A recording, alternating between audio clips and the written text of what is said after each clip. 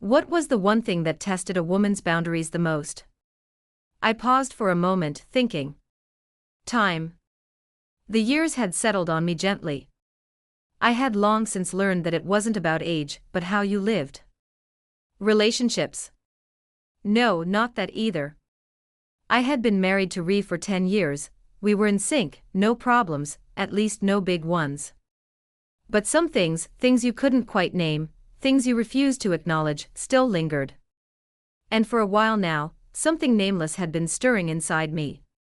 Tate, Ray's son from his first marriage, from the very beginning, the word step had always felt too sharp, too distant. I hadn't raised him, but he had been in my life for years, and now he was 23, successful, charismatic, handsome, yet still reserved, introverted, always holding back. That distance, that invisible wall between us, was what unsettled me the most. That one step he always kept between us, like he was waiting, but for what? He didn't even know, and that was what made it dangerous. That was why I had always made sure we were never alone for too long. If Ree was with us, everything stayed in balance. The lines were clear, everything was safe. The Chicago business trip had been planned perfectly. Ree was supposed to come, as always, but this morning, as we sat around the breakfast table, he paused mid-sentence while talking about his project. I won't make it. You two go ahead without me. 1 second. What? He had to be joking, but no. He took a sip of his coffee, his decision already made. Tate's eyes traced the lines on his plate. I don't have to go either, Dad. Ree shook his head. No, it's important that you go with C. You need the experience. Being around her will teach you a lot. As I listened to how innocently Ree spoke, I was feeling something entirely different. A small knot tightened in my stomach. For a brief moment, my eyes flickered to Tate. He was already looking at me, and in that moment, those eyes, it only lasted a few seconds, but in those few seconds, what I felt was exactly what I'd been trying to avoid. We were going to be very alone. Ree stood up, resting a hand on my shoulder as he smiled. Take care of him, he said playfully, like I was the one who didn't need protecting. But there was something Ree didn't know, maybe the one who needed protecting was me. Some plans looked perfect on paper. This Chicago trip had started as one of them. Turning one of my business meetings into a small family getaway seemed like a great idea. It would be a good opportunity for Tate too, getting a closer look at the corporate world, making connections, maybe even opening doors for his future. But now, things were shifting. Ree's last-minute change of plans meant Tate and I would be alone together, and that thought created a restless energy inside me that I couldn't control. Later that evening, Tate and I were alone. We were going over plans for the Chicago trip, but somewhere along the way, the conversation started to shift. I was giving him advice about the kind of people he would meet, how he should navigate his path in the business world. But the more we talked, the more I felt it. Something was different, and I wasn't sure if it was just him or if it was me too. But his eyes were on me, not just listening, watching. And every time our gazes met, that familiar weight settled in my stomach. Was it Ree who was supposed to draw the lines this time? I had to be the one to do it, but deep down I knew I couldn't. What if things got out of control just because Ree wasn't around? I needed to push the thought away. This is the first time you're hearing confessions like this. Support us by joining the channel, subscribing, and turning on notifications. Before we continue, you're going to wish this story never ends. The morning of our flight, the sky was overcast. At the airport, we sat side by side. Tate was fidgeting with his knees, rubbing his hands together, silent, withdrawn. But this time it wasn't the usual silence. Even if we weren't saying it out loud, something between us had already begun to take shape. On the plane, we settled into our seats. He had the window, I was next to him. At first, it was just small talk, business projects, the weather in Chicago. But then his voice dropped into something softer. Honestly, it's probably a good thing my dad didn't come. I turned to him, His eyes met mine just for a second. "Why?" I asked, my throat suddenly dry. Tate shrugged, a slow knowing smile pulling at his lips. "Because you're different when he's around, like you're avoiding something." My breath faltered. What did he mean? Was I? But the scarier part wasn't the question itself, it was the fact that Tate had noticed. By the time we arrived in Chicago, the sun had already set. At the lobby, we checked the reservation my company had arranged. The receptionist smiled as she handed over 2 key cards. "Your family suite is ready, Miss C." I frowned. Family suite. The woman nodded. Yes, a spacious suite with 2 beds. As far as I know, no extra room was booked. 1 second, what? I had assumed the company had booked 2 separate rooms for us, but now we were sharing the same suite. Tate stepped closer beside me.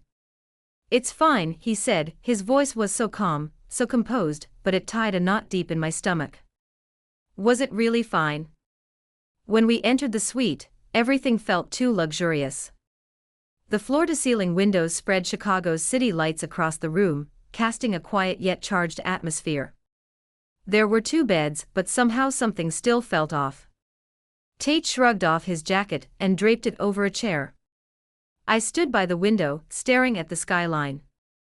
"Are you tired?" he asked from behind me. I closed my eyes for a second. Why did such a simple question make my chest feel tight?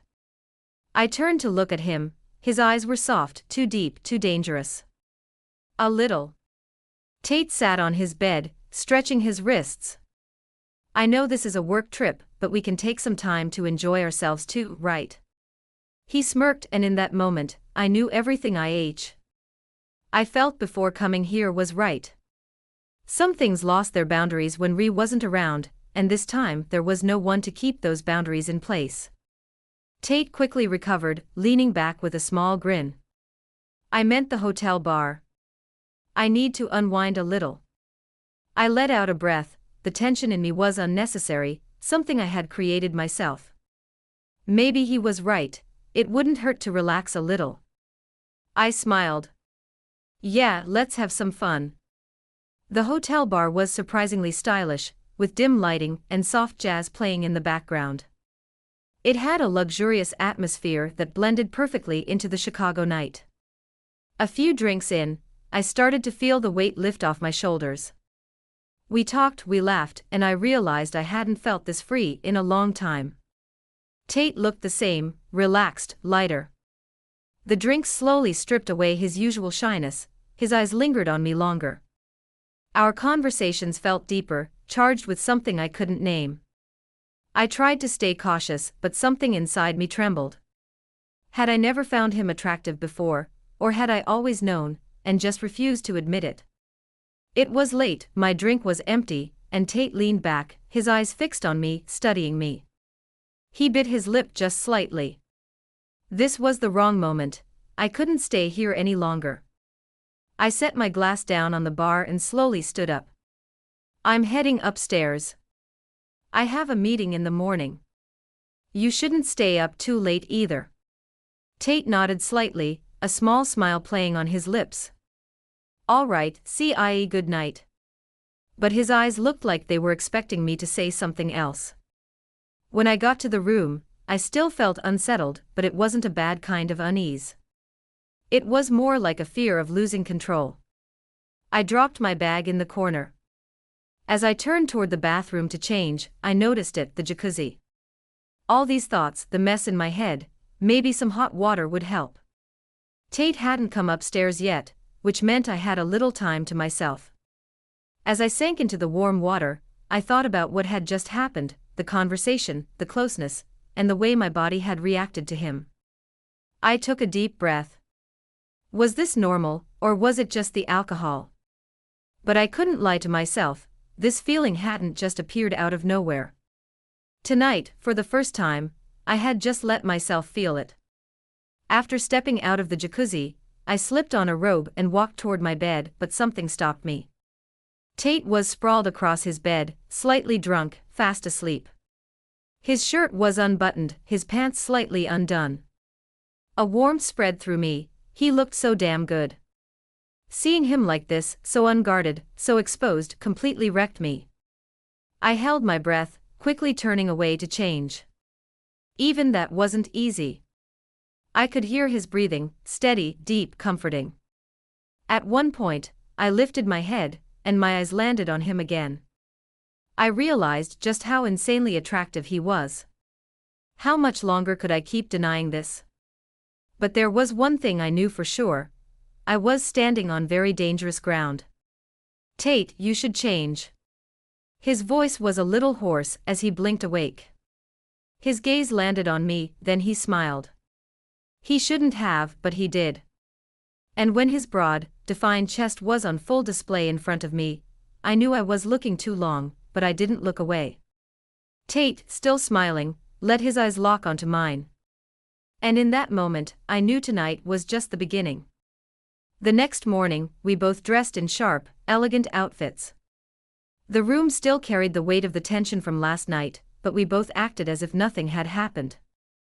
As Chicago's golden morning light spilled through the windows, I watched Tate button up his shirt. He was so composed, so confident, so mature, so handsome, so dangerous. I held my breath and grabbed my bag. "Shall we go?" I asked. Tate swung his jacket over his shoulder, his eyes locking onto mine. "I'm ready." And I was ready too, but I wasn't sure what I was ready for yet. By the time we left the meeting, I felt a strange sense of relief. I had wanted to observe Tate, to see how he adapted to this kind of environment, but he didn't need to do much. Just by the way he carried himself, he made people trust him. "How was it for you?" I asked. Tate tilted his head slightly. "I mostly just watched and listened, but it was definitely useful." I smiled. "You didn't say a word today. You just stood beside me like my assistant. But one day, when you go into your own meetings, if you don't let your shyness get in the way, there's nothing you can't handle." I turned toward him and added, "I'm telling you this as a 48-year-old woman who's been through hundreds of meetings. You can trust me." He looked at me for a second, then nodded. "I do trust you." His voice was so genuine that for a moment, I didn't know what to say to break the tension. I gave his shoulder a light tap. "Come on, let's grab a coffee." We sat at a small cafe near the hotel. Tate stirred his coffee, looking deep in thought. "So, what about your personal life?" I asked casually. He lifted his gaze. "What do you mean?" I shrugged. "How are things with women?" He glanced at me, then smirked slightly. "To be honest, there's not much to tell." I didn't believe him. At the bar on the street, even now, women were staring at him. It was like he wasn't even aware of it, but Tate was always the center of attention. And for some reason, that realization bothered me, which was ridiculous. It was wrong, and yet I couldn't hide the sharp way I set my coffee cup down on the table. "Let's go back to the hotel." Tate looked a little surprised but didn't question it. We got up and started walking back. My frustration hadn't faded as we climbed the hotel stairs. I didn't even dare to examine why I felt this way, and maybe that's why I didn't notice my footing. Right before stepping into the elevator, my heel slipped. A sharp pain shot through my ankle. Ah! I lost my balance instantly, but before I could fall, Tate's hands caught me. His arm wrapped around my waist, steadying me. I was breathless and too close.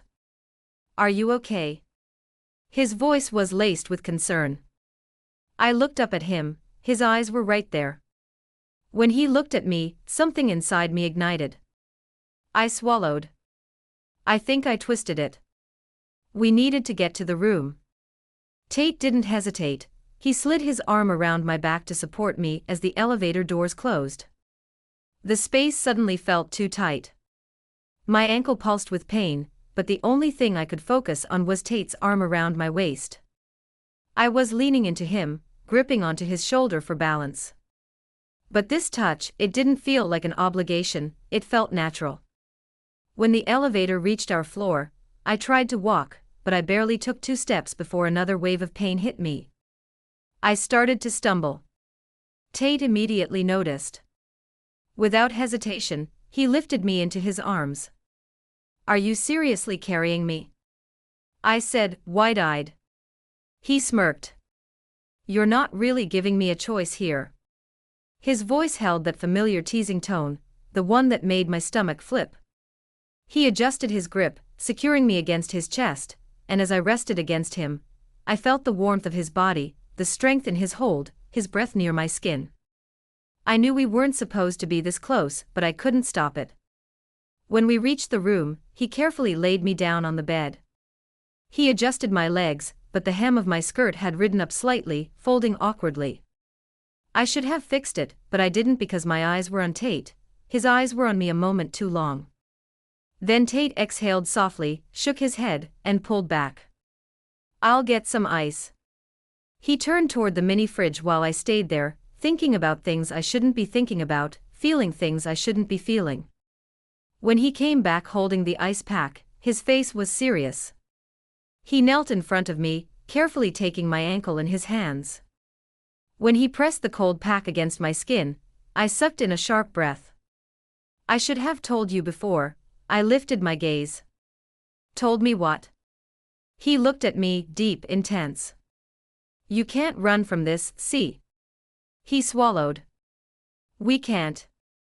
Something hot spread through my veins. This was dangerous, but at the same time, it felt too right.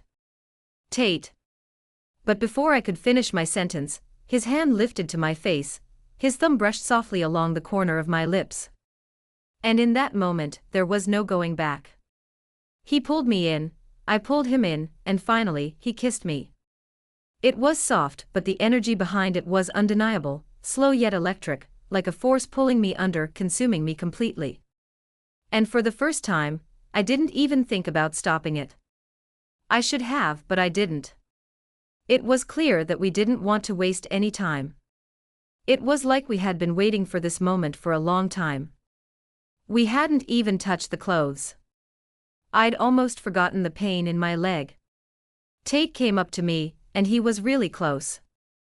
I could see what his hands were trying to do. We were moving forward, we didn't want to wait too long. When I said, "Tate, you're very handsome, and I have to admit that I was very attracted to you." I was so excited that my body couldn't stand still. Tate told me I was beautiful. At that moment, I felt something big inside me. I may have made a loud noise, I don't remember. I can guess why. I looked at Tate, and his shirt was unbuttoned. "It's very impressive what a big body you have." He was very big all over, and it excited me a lot. I had to help him sometimes because of that. "I hope the hotel is well insulated," Tate said. I laughed and replied, "You're going to need a lot of hotels with good insulation from now on." I was shocked, my body contracted, and my legs were exerting a lot of force. I think Tate liked that because he had the same reaction. This was just the beginning. What about after this? Tate, breathless and grinning, looked at me and asked, "Did you really just say that?" My vision was still blurry, and my breathing was unsteady. "I did," I whispered. In that moment, as I saw the hunger in his eyes, I knew there was no turning back. As he leaned back slightly, his breath warm against my skin, I felt every inch of my body react. Tate, still holding my gaze, smirked. "I guess this Chicago business trip is going to last a little longer." I froze for a second, then I started laughing. "Looks like it," I said, trying to steady my breath. Tate tilted his head slightly, that same knowing smirk still on his lips. "I have no complaints about that." We didn't look away from each other, we just kept smiling. This was only the beginning, and nothing would ever be the same again. This story isn't over. Stay tuned for more. If you've made it this far, I know this story has gotten to you. There's so much more to come, and you won't want to miss any of it. Hit that follow button, turn on notifications, and don't forget to leave a comment below.